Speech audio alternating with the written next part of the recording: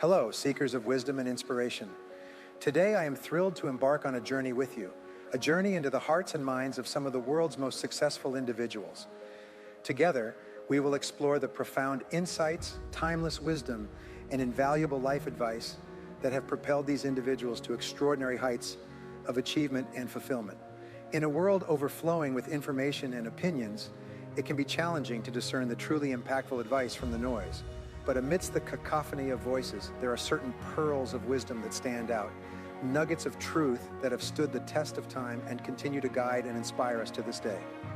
From visionary entrepreneurs and groundbreaking innovators to influential thought leaders and resilient change makers, the individuals whose advice we will explore today have achieved remarkable success across a myriad of fields and industries.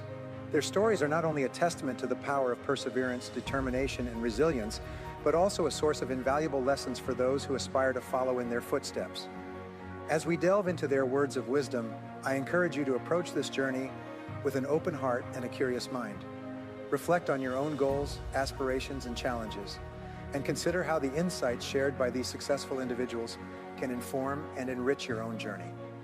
So without further ado, let us embark on this adventure together. A journey of discovery, inspiration, and empowerment.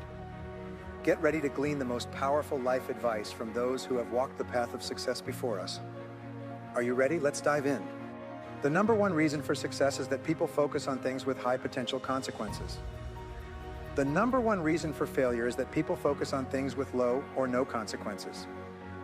Exactly what I was saying before, the famous Drucker quote, "The worst use of time is to do something that doesn't need to be done at all." I have devoted my life to being an entrepreneur in small and medium-sized businesses, and I have spent the second half of my life helping other people succeed as small and medium-sized business owners.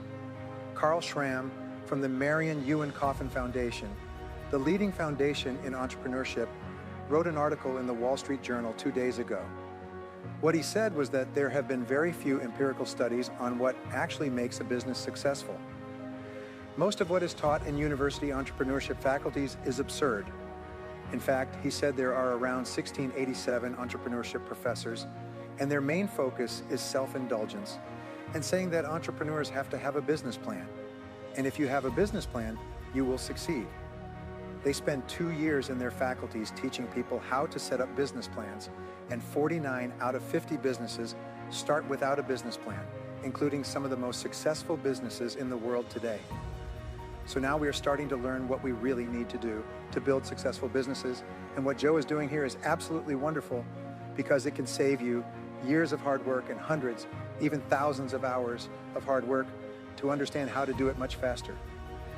To summarize, there is a learning curve in everything, and what we want to do is to leapfrog the learning curve. We don't want to spend years and years learning what we need to learn to reach a certain level of income. That's why I have focused in recent years on doing seminars, speaking, writing books and articles and programs for small and medium-sized business owners and aspiring owners. I'll try to summarize several concepts. One of the first interesting concepts was a little story that recently appeared in the newspapers. Warren Buffett, one of the richest men in the world, and Bill Gates, the richest man in the world, and Bill Gates Sr. were at a party, and the three are good friends. A gentleman approached them and said, "You know, you three are very successful.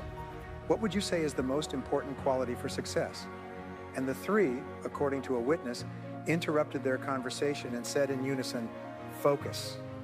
Focus is the most important requirement for success in our fast-paced world today. If you can focus, you can succeed, and if you can't, you can't. It's almost black and white." I read an article about me. He was a very successful entrepreneur in New Zealand. The article was sent to me last week, and I was reading this article. It said that the turning point in his life was when he went to a Brian Tracy seminar and learned to focus. He was broke, he was unemployed, he had no money, and he came out of the seminar a completely different person. He had written goals and then looked around and casually saw an article about coffee shops and the success of Starbucks in the United States. It said that coffee shops are good businesses because more people like the idea of a specialty coffee shop. And if you have Wi-Fi, then they go there and it becomes a social center and so on. He knew nothing about coffee, and before the dust settled, he owned 80 coffee shops in Australia and New Zealand. Then he got divorced and had to sell them for $50 million to share the profits with his wife, but he didn't share and sold the worldwide rights. So he's rebuilding. Anyway, his point was that at the end of the article, they said, well, what would you tell aspiring entrepreneurs who want to succeed? And he said, just two things. He said, focus and fail fast. Focus and fail fast, learn fast, try something new. And I thought that would just happen because it's something I've discovered over the years. The faster you fail and learn, the faster you succeed. You learn to succeed by failing. You know the famous line from Thomas Watt Watson? If you want to increase your success rate, you must double your failure rate, because success lies on the other side of failure. Over the years, I have read a lot and come across a concept that I want to share with you. We were talking about this a little earlier. The concept is, what is the most valuable and highest paid job you do? It's a really interesting question because when I heard the question, I didn't know what the answer was. What do you think is the most valuable and highest paid job you do? And the answer is thinking. Thinking is the most valuable job. I am the world's best-selling author in time management, also in goals and some other topics. But I started studying time management about 30 years ago and came across a word in my studies, and the word was consequences. Basically, it said that something is important if it has great potential consequences, and something is unimportant if it has low or no consequences. The number one reason for success is that people focus on things that have high potential consequences. The number one reason for failure is that people focus on things that have low or no potential consequences. The famous Drucker quote, "The worst use of time is to work intensely on something that doesn't need to be done at all." And one of the things that is holding back entrepreneurs, business owners, is that it's killing them, in fact, and it's ending a whole generation, is this obsession with technology. I see people walking with their phones. It's almost like drug addicts who are injecting. They can't stop looking at their screen. They can't stop pressing their buttons. I hate to say that there are people in this room who have that problem, but the fact is that this obsession with looking at the screen and being connected is killing people because it prevents them from focusing. You can't focus if you're as distracted as a dog with attention deficit disorder, constantly daydreaming and responding to bells, almost like a crazy person in a toy factory. So as a brief aside, if you think the most important thing you do, because the consequences of thinking determine the quality of your entire life, then the quality of your thinking determines the quality of your life. And the more time you spend thinking and thinking well and clearly, the more successful you will be. Over the years, I have worked with some very powerful people, millionaires and billionaires, people who repeatedly appear on the Forbes 400 list. I've had the opportunity to be with them during crises and moments when something serious was happening. It was a major issue, and I noticed that they all had one thing in common. They all remained calm. They simply calmed down. The people around them were angry, worried, and anxious about what was happening and who had done it, and they just calmed down, almost like a tranquil pond. And I learned later, I didn't know why I admired them, but I didn't know why it was, is that when your mind is calm, your whole cerebellum, the thinking and decision-making brain, operates at the highest level. Like turning on all the lights on a dimmer switch, it works like a Christmas tree. But when you get upset and angry, what happens is that your thinking reverses to your limbic or emotional system, and your ability to think clearly decreases drastically, and you make many mistakes. That's why when you face a difficult situation, you have to use all the skills, tricks, games, whatever, to keep calm. And that's why you're taught to meditate. And they find that meditators in business are much more successful because they can automatically activate their mind in the calm of meditation when they face a crisis. It allows them to think more clearly. A few years ago, a man named Daniel Kahneman, a very good man from what I read, who won a Nobel Prize in psychology and neuroscience, wrote a book called Thinking, Fast and Slow. And this book was a very esoteric book, and I don't recommend you read it. It's 500 pages of hard work. I'll give you the essence. I'll give you the essence. I do the reading, you receive it. I'll give you the essence of the book. He said that there are two types of thinking, fast thinking and slow thinking. Fast thinking is intuitive. It's instinctive, it's automatic, it's reactive. I think a lot of it as how you drive in heavy traffic. You're not thinking much, you're just interacting. And he said that the other type of thinking is slow thinking. And slow thinking is when you just slow down your thinking and take the time to think through problems. If a problem has few or no consequences, then you can think quickly. You already know what you're going to have for lunch, what you're going to take from the buffet, where you're going to park your car. These are decisions whose consequences are almost non-existent. But if it's a significant problem, then he says, wait a minute, this requires slow thinking. The profound implications of decision-making and its impact on our personal and professional lives. As we've just heard, the speed at which we make decisions can often be the difference between success and failure, particularly for entrepreneurs navigating the complex landscape of business. Consider this: the biggest problem facing many individuals, including entrepreneurs, is the tendency to rely on fast thinking when confronted with important decisions that carry long-term consequences. Whether it's hiring key personnel, making strategic investments, or charting the course for a business's future, the stakes are high, and the need for thoughtful, deliberate decision-making is paramount. As my esteemed colleague Mike aptly pointed out, one of the most common pitfalls in decision-making is the rush to hire quickly, rather than taking the necessary time to find the right fit for the job. Indeed, research and experience have shown time and again that the best decisions are made when careful consideration is given to each candidate, ensuring alignment with the organization's values, culture, and objectives. In my book, How to Hire and Retain the Best People, I outline a simple yet highly effective rule that has been proven to increase hiring accuracy to an impressive 90%. This rule, adopted by Fortune 500 companies and other industry leaders, emphasizes the importance of a structured hiring process that prioritizes thorough evaluation and thoughtful consideration over haste and impulsivity. Furthermore, recent studies in decision-making have shed light on the correlation between time spent deliberating and the quality of decisions made. As an esteemed professor at the University of San Diego eloquently articulated, taking the time to gather information, weigh options, and gain perspective can significantly enhance the outcome of important decisions, leading to higher quality results and greater long-term success. In the words of Lord Acton, when it's necessary to decide, it's necessary not to decide. This sage advice reminds us of the importance of patience and prudence in decision-making, urging us to resist the urge to rush to judgment, and instead prioritize thoroughness and discernment. So, as you navigate the complexities of decision-making in your own life, remember the wisdom shared today and strive to embrace the power of slow thinking.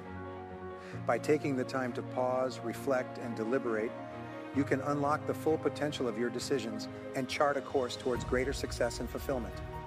A weekend, a week, a month, postpone. Some of the best decisions you make will be decisions you allow to rest for a while, like water and tea. So thinking is the most important thing you do. We call it fast and slow thinking. So remember, anything that's important and has long-term consequences is data for slow thinking.